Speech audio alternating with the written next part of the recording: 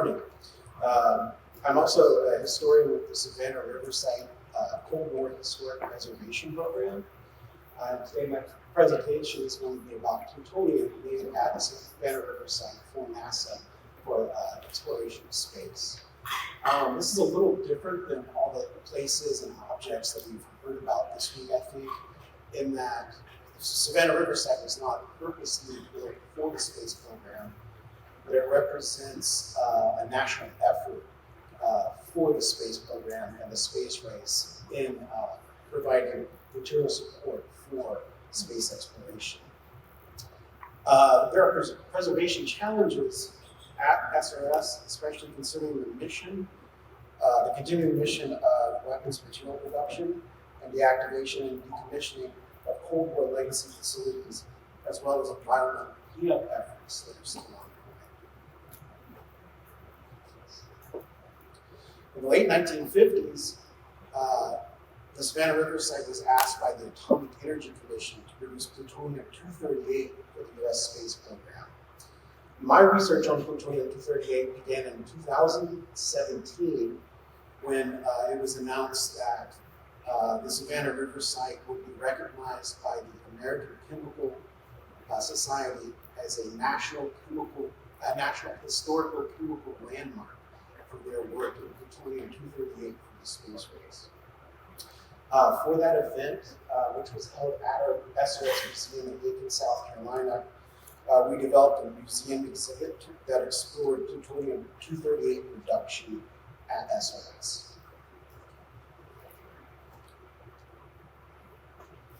A little background on the Savannah River Site. It was announced in 1950, and it was a direct response to the first Soviet nuclear test conducted in 1949. It comprises 1% of the land area of South Carolina and produced nuclear material for the U.S. nuclear arsenal, primarily tritium and plutonium-239 during the Cold War. However, the facilities at SRS were designed to be versatile and are compatible to capable of producing many transuranic elements and other nuclear materials. I'll point out that at the time, 1950 was before the first thermonuclear bomb test, which happened in 1951. So tritium was the radioisotope of hydrogen that makes the hydrogen bomb. So it's still very, very theoretical at that point. SRS continues its mission in supplying tritium for the United States nuclear arsenal today. I'll just point out that it's along the Savannah River near Aiken, South Carolina, which is across the river from Augusta, Georgia. Very near there. The Savannah River Site contains 5 heavy water moderated and cooled reactors, reactor fuel manufacturing facilities, large chemical separations facilities, and a laboratory to support research and development. These facilities and many more at the SRS were employed to produce Plutonium-238 to power spacecraft for NASA. The SRS's involvement in the space race was prompted by the Soviet launch of Sputnik.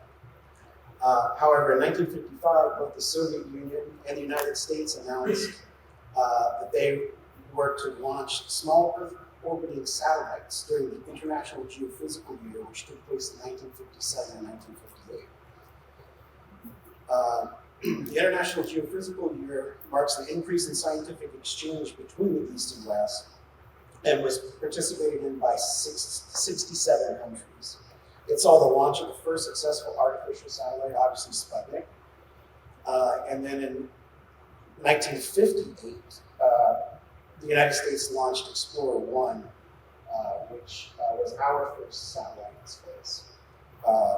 And the Explorer-1 satellite discovered the existence of the Van Allen radiation belts. However, there's a problem with these early satellites. They were powered by chemical batteries and had a very short lifespan. Sputnik lasted 21 days. However, that was still enough to cause a lot of disturbance in the United States. Likewise, the response to Sputnik, Explorer-1, was launched It was also powered by mercury chemical batteries, and that lasted about 4 months. The US was the first to employ solar panels in space, powering the Vanguard 1 satellite in 1958. However, solar panels were inappropriate for missions that explored the deeper reaches of the solar system and beyond. Vanguard 1 is still the oldest, I believe it's still the oldest human-made object in space. And there's a website where you can track it, see where it's at. So one solution for powering spacecraft was the use of heat from the decay of radioisotopes. Early on, many different elements were considered, and some have advantages over Plutonium-238 and power generation potential. Plutonium-238 was chosen for the US space program due to its characteristics. It has a half-life of 88 years and can supply power for much longer than chemical batteries. It has a relatively high heat output per gram and is an alpha emitter, meaning the shielding requirements are low compared to other radioisotopes. Another advantage of using Plutonium-238 is that much of the major infrastructure to produce it quickly and in significant quantities was already in place at Savannah River. So just a real quick about alpha emitters. One of the real advantages of Plutonium-238 is the shielding. You don't need very heavy shielding. An alpha particle is very, very weak, and I'm told it can be stopped by something as thin as a piece of paper or a piece of foil, which I would probably use 2 pieces. Oh yeah, strontium-90 is also used for heat sources in generating electricity in this manner, and the Soviets used a lot of strontium in their RTGs, which we'll get to in a minute. But it's much heavier, does have more power output, but it's really not as appropriate as Plutonium-238 for use in space. I included this. This is actually a pellet of Plutonium-238 that was used in space. But if you can see this little oval here, I don't know if you can read it. Read that. It actually says DuPont because why not brand your plutonium, right? DuPont was contracted to build and operate the SRS. They were uniquely qualified for this task, having operated the Hansford facility in Washington State for the Manhattan Project. DuPont's expertise in nuclear science led to the versatility of design for facilities at SRS, which enabled the production of many elements beyond the initial mission of the site.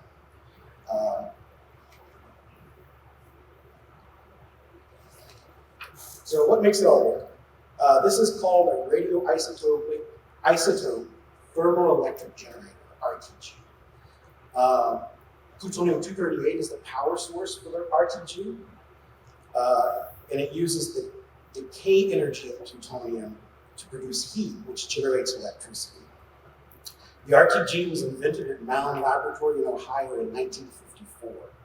The earliest RTGs were relatively low power, producing just 3 watts of power. The SNAP, the System for Nuclear Auxiliary Power, was the first RTG that was employed in space.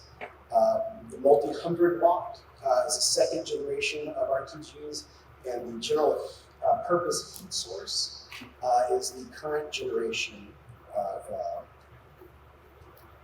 RTGs, to my knowledge.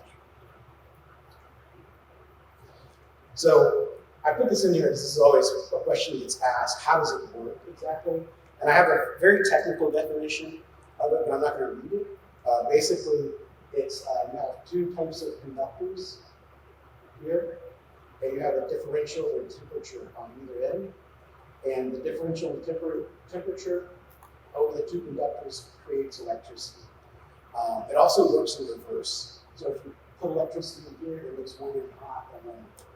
And so if you have like a little tiny cooler or something that plugs in, that's probably used as what's called a thermocouple to actually make that effect happen. That was a principle called the Seebeck effect. It was noticed or first observed in 1821 by Thomas Seebeck.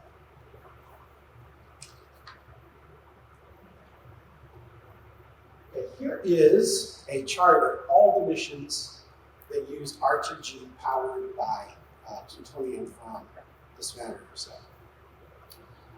Notice how the earliest examples of the SNAP had very low watts when compared to later models.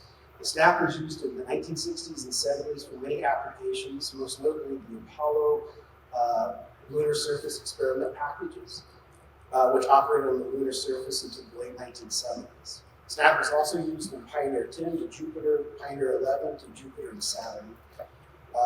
Both Pioneer 10 and 11 used two SNAP 19 RTGs, as well as another device called an RTU, which is just a plutonium-powered heat source to keep the electrons warm in space. The Viking 1 and 2 mission landers were powered by two RTGs, and the next generation of RTGs, called the multi-100 watts, used pressed plutonium oxide spheres that were initially formed at Mound Laboratory, but then later on were produced and formed at the SRS. The multi-100 watt will be powered and still powering Voyager 1 and 2 spacecrafts. The latest RTGs are called general purpose heat sources. They've been used on Galileo, Ulysses, Cassini, and the New Horizons mission. Note the low power New Horizons RTG. Here it's the same weight of plutonium, but it's lower power. We stopped producing Plutonium-238 in the late 1980s at the end of the Cold War. And so we were going to order fresh plutonium from Russia. However, we only had enough for 20 fresh plutonium fuel pellets, so an additional 52 clouds were used from the Ulysses mission to power that New Horizons spacecraft. So it has a lower power output just because of the age of plutonium-238 used.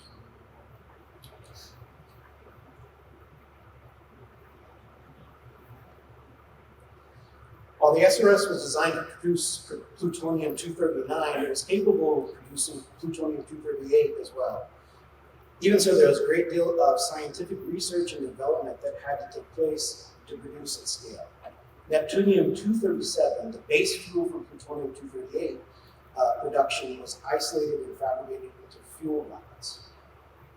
I'll just note that neptunium is the byproduct of weapons plutonium production. So it's very convenient we had a lot of it from that process. Reactor lattices or placements inside the reactor had to be developed to maximize production of wanted elements while reducing the creation of unwanted elements. This was done with minimal interference with the main mission of plutonium-239 and tritium production. Chemical separations of plutonium-238 from other reactor products was also developed. This process was based on the existing PUREX, or plutonium-uranium reduction extraction, but was modified. In the 1970s, the SRS began the fabrication of pressed plutonium-238 forms, which required advanced welding technology for radium capsules. And this is just a chart that shows the production process. As mentioned before, the base fuel for plutonium-238 is neptunium-237. The yellow line on the chart represents weapons material manufacturing. Neptunium is taken from the waste stream and put back into fuel fabrication. They were irradiated for a very limited time to reduce the amount of unwanted fuel products in the actual fuel forms itself. The product of this is actually Neptunium-238, which has a half-life of a few days, and it decays into plutonium-238. And then the separations process. The production of plutonium-238 was an interdisciplinary effort and involved initial testing and proof of concept at the Savannah River Laboratory. The SRL was established in the early 1950s to provide support for process innovations and technical support for the SRS. The expertise of the SRS in nuclear and chemical science produced the an asset in plutonium-238 production. The initial batches of plutonium were produced at the SRI, with much of the work happening in these, which are called high-level caves. They're heavily shielded cells that are remotely manipulated or remotely controlled, that allow scientists to work with highly radioactive material but not be exposed. The shielded cells, although they've been refurbished, they're still active today at Savannah River National Laboratory.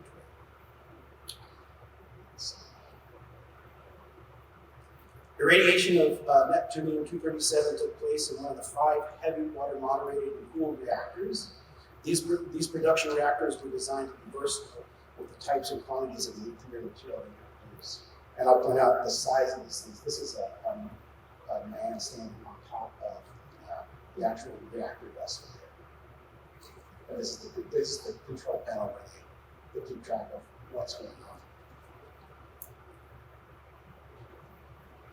Once irradiated, the target rods were processed in the separations buildings.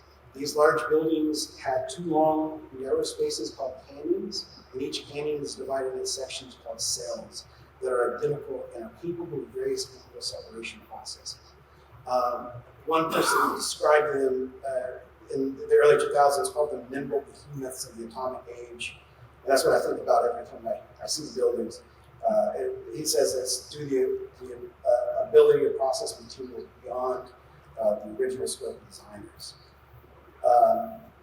The work here was also done all remotely because of the radioactive nature of the materials, and because of the relatively small batches of plutonium-238 produced, a special insert was designed to do really an ion ion exchange recovery of plutonium there. In the 1970s, the plutonium fuel forms facility was built at SRS, and this took over the actual formation of the pellets from Mound's laboratory. It can consist of 2 remote manipulator lines, one that hot pressed the plutonium-238 that we saw, that little button that we saw before, and the other side welded the iridium shell on it, which is this. This is the actual finished product that goes into the RTG. And they would decontaminate those and send them out to be assembled. The end of the Cold War also meant the end of plutonium-238 production at SRS. The last operational reactor shut down in 1988 and signaled the end of production. It was not until 2015 that Oak Ridge National Laboratory picked up the mantle of PU-238 production that radioisotope was produced in the United States. Exemplifying the cooperation of one-time rivals in space, the United States purchased plutonium-238 from Russia to supplement our aging stockpile during this highly recent production. Now I'm going to talk a little bit about preservation at SRS. The SRS Cold War Historic Preservation Program was formed in the late 1990s to preserve Cold War history of the SRS. It has 3 areas of concentration: history and compliance, artifact curation, and public outreach. Important to the history of the site, the program has produced 9 thematic studies that focus on individual areas and processes, with the overall preservation goals of the program are resource identification, documentation, curation, and public outreach. We operate under a PA and produce a cultural resources management plan that is updated every 5 years that acts as our roadmap for preservation on site. Like I said, we produce histories that study the various aspects of SRS. These include anything from roads to reactors, chemical separations, and heavy water production facilities at the site. Our latest is Hot Labs Cold War, Process Innovations of Savannah River 1950 to 1989, which focuses on the Savannah River Lab, which became the Savannah River National Laboratory in 2004. Oral histories are also important in our preservation strategy.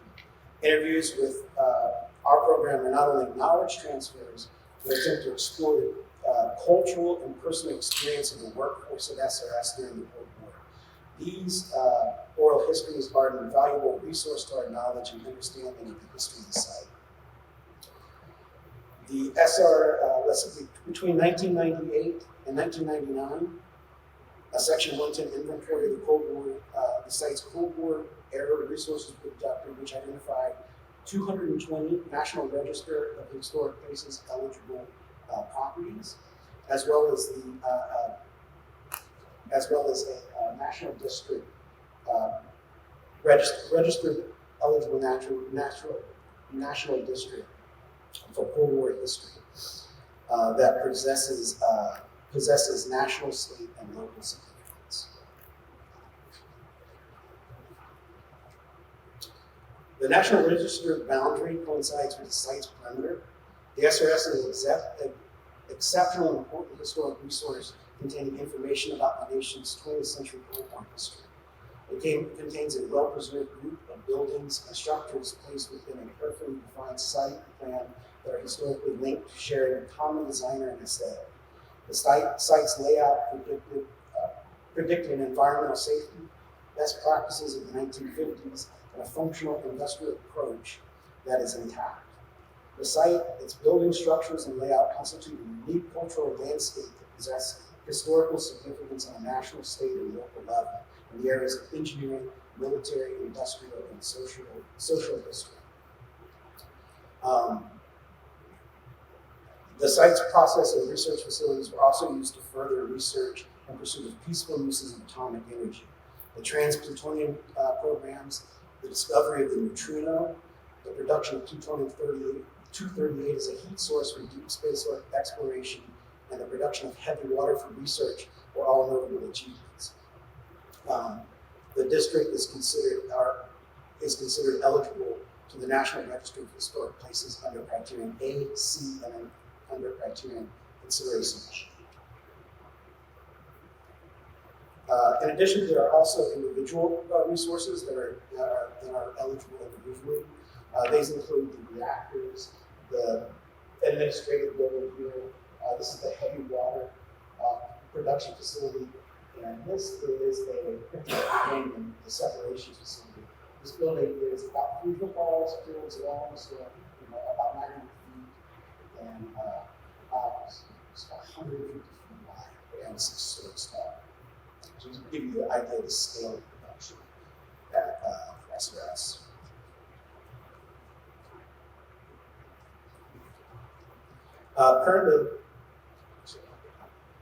Currently, several Cold War associated building facilities have been identified for deactivation and decommissioning, but others, such as the Savannah River National Laboratory, continue to operate in their historic buildings. Another important aspect of our program is artifact curation. Our on-site curation facility preserves artifacts associated with the Cold War nuclear materials production. Currently, there are over 21,000 artifacts and documents housed on site. These objects range from photographs and documents to reactor parts and models of the Savannah River Site facilities and processes. Tours of the curation facility that house Cold War artifact collection, as well as the site's archaeological collections, are offered to SRS employees that educate the workforce about the history of the site. Public tours are also given a few times a year that allow the general public access to some facilities on site, as well as a visit to the towns that were abandoned in the 1950s due to construction. The SRS Museum is an important aspect of our public outreach. Located off-site in Aiken, South Carolina, the museum educates the public about the history and accomplishments of the SRS. It addresses topics including the displacement of peoples by the construction of the site in the early 1950s, the site's production history, and contributions to science achieved during the Cold War. Our museum space is very small with 2 main galleries and an additional space that was built in the 1950s. But we say it's a big story for such a small space. This is the museum exhibit that we originally developed in 2018 for the American Chemical Society National Historic Chemical Landmark. And I'll point out a lot of the artifacts that were within, that were used in production of Plutonium-238 are inappropriate for public display. So a lot of our stuff our exhibits have to be text and photographs. But we have an entire room dedicated to the space program and Savannah River Site's contributions to that. So, on this picture, this is a snap on the moon. This is the actual RTG device here. And this is the plutonium cask. So this is, I believe it is Alan Bean on Apollo 12. And he's taking the plutonium cask and he's going to insert it into the RTG to provide power for the devices and instruments on the moon. The SRS role in the space race represents the peaceful application of nuclear power. And I think it also represents a national effort for the space race. But let's see, it represents a national effort of the space race that wasn't purpose built for it, but certainly did allow for the exploration of space.